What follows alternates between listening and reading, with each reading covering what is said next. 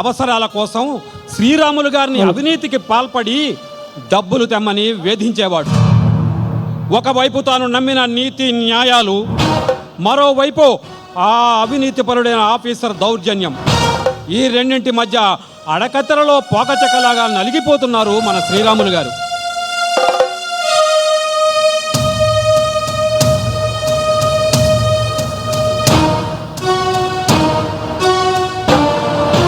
దయచేసి బయట ఉన్న వాళ్ళందరూ లోనకి వచ్చి కూర్చోండి. ఇప్పటి వరకు ఎక్కడికి వెళ్ళావయ్యా? కళ్యాణ్ రైల్వే స్టేషన్కి వెళ్ళానండి. కళ్యాణ్కా? అంత దూరం ఎందుకు వెళ్ళావు? కుళాయి గొట్టాలు బాగు చేయడానికి. ఏం కళ్యాణ్ స్టేషన్లో ప్లంబర్లు లేరా? ఉన్నారండి. నా ఉద్యోగ పరిధి అక్కడ వరకు ఉంది. అక్కడ కుళాయి గొట్టాలు బాగు చేయడం కూడా నా బాధ్యతే. అబ్బో, బాధ్యత? అవునండి, బాధ్యతే. అందుకే కదా నాకు రైల్వే జీతం ఇస్తుంది. సర్లే, నువ్వు ఒక్కడే ఉద్యోగం అయినట్లు మాట్లాడుకో. నేను రైల్వే ఉద్యోగిని. ఈ చర్చ అంతా ఎందుకు? కానీ ఇంతకీ డబ్బులు తెచ్చావా? తేలేదండి. ఎందుకు తేలేదు? కుళాయి గొట్టాలు ప్రభుత్వ ఆస్తులు. అన్యాయంగా, అవినీతిగా ప్రభుత్వ ఆస్తులను మన స్వార్థం కోసం వినియోగించుకోవడం నేరం. చూడు శ్రీరాములు, ఒక్క మాట గుర్తుంచుకో. డబ్బుకు నీతి అవినీతి అనే మాటే లేదు, ఉండదు. డబ్బు ఉంటేనే అన్నీ జరుగుతాయి. నువ్వు నీతి ఈ ఉద్యోగాన్నైనా వదిలేస్తానేమో, కానీ అవినీతికి మాత్రం పాల్పడదు సార్. వస్తాను.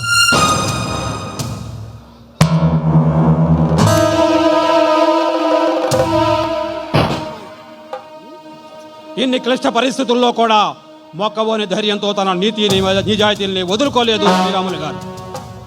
ఇంతలో పిడుగులాంటి వార్త, కన్న తల్లి మహాలక్ష్మమ్మ గారి ఆరోగ్యం క్షీణించింది అని.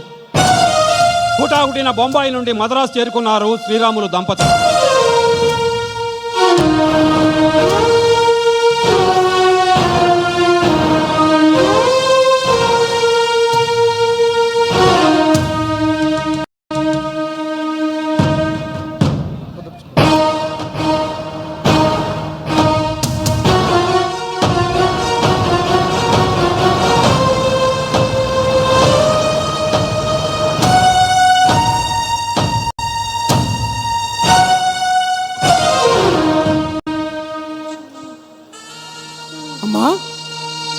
అమ్మా, అమ్మా, లేమ్మా, నేనమ్మా నీ శ్రీరాములు వచ్చాను. ఒక్కసారి కళ్ళు తెరిచి చూడమ్మా. అమ్మా, అమ్మా, అమ్మా, లేమ్మా.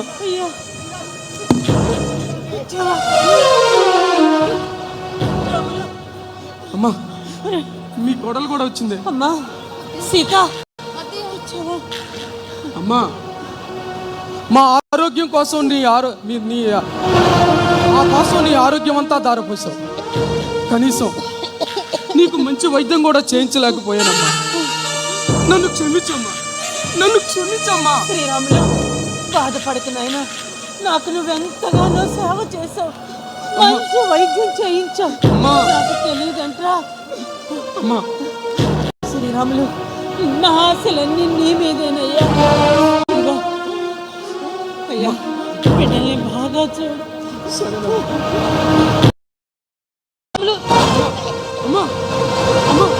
నేను వెళ్ళిపోతున్నాను. అయ్యా, ఇదిగో నీలాంటి కొడుకు ఎవరికో కానీ ఒక్కలకు.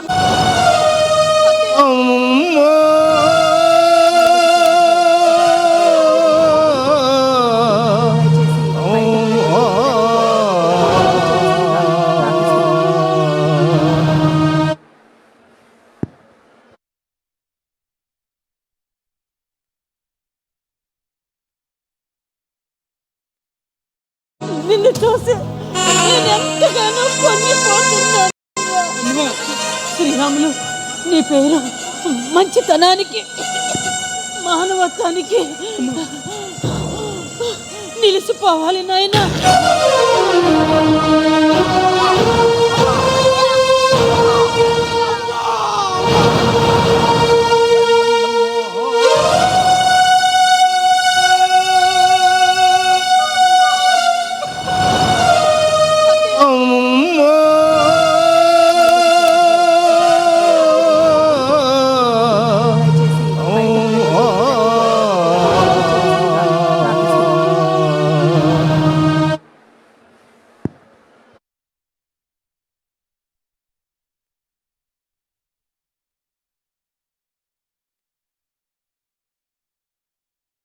నాయుడు గారు ఇక్కడికి విచ్చేయనున్నారు.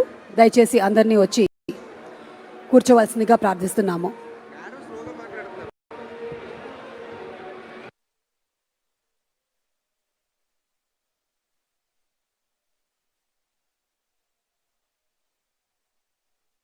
పోరాట సమర దీక్ష శంఖమిచ్చి పొట్టి శ్రీరాములును ప్రమిచ్చి తరలిపోతున్నావా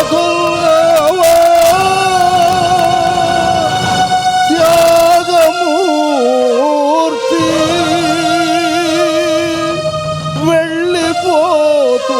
వెళ్ళిపోతున్నావా అనురాగమూర్తి.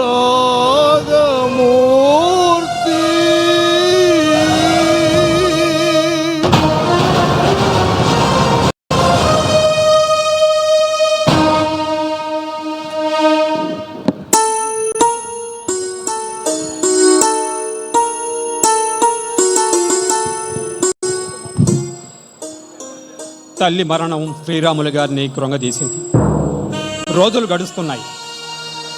నవమాసాలు నిండిన సీత ఒక మగపిల్లవాడికి జన్మనిచ్చింది. కానీ విధి మళ్ళీ శ్రీరాములు గారిని వెక్కిరించింది.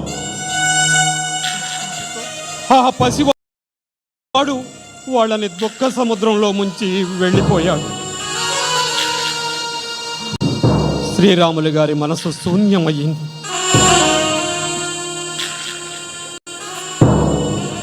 అసలే అనారోగ్యంతో ఉన్న సీత కన్న కొడుకు మరణంతో మరీ కృంగిపోయింది. తన చివరి క్షణాలు అని డాక్టర్లు ఆమెకు క్షయవ్యాధి ఉన్నట్టుగా నిర్ధారించారు. సీత తన చివరి క్షణాలు తన పుట్టినిల్లైన మారెళ్లలో గడపాలని కోరుకుంది. ఆమె కోరిక మేరకు శ్రీరాములు దంపతులు మారెళ్లకు చేరుకున్నారు.